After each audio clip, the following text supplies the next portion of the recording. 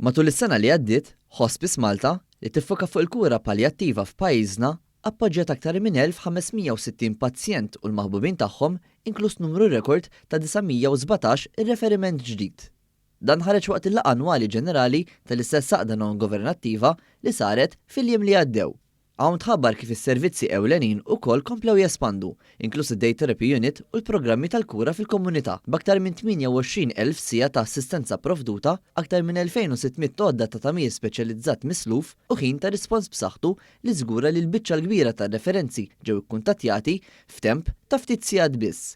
Ir-rispons mill-pazjenti u l-familji baqa' pożittiv ħafna b'rata ta' sodisfazzjon ta' 98% irreġistrata permezz ta' stħarriġ kontinwu. Saru wkoll investimenti fl-iżvilupp tal-istaff, fit-tkabbir tat-timijiet kliniċi u tal-operat u fl-organizzazzjoni ta' avvenimenti edukattivi.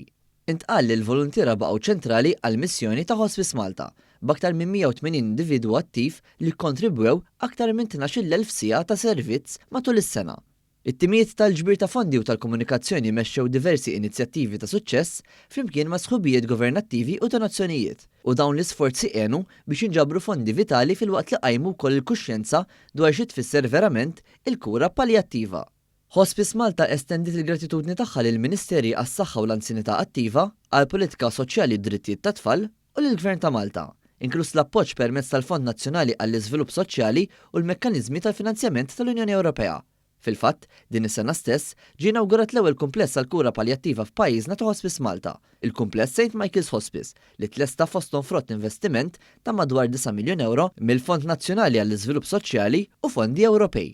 Sa dan it-tant, il-kap eżekuttiv ta' Hospice Malta, Bernadette Bonnici-Kind, irringrazzjat lill-Arċidjoċesi ta' Malta u lill-Gvern tal-għajnuna tagħhom, filwaqt li saħqet li se jkunu lesti li jilqgħu kwalunkwe persuna li jkollha bżonn kura paljattiva.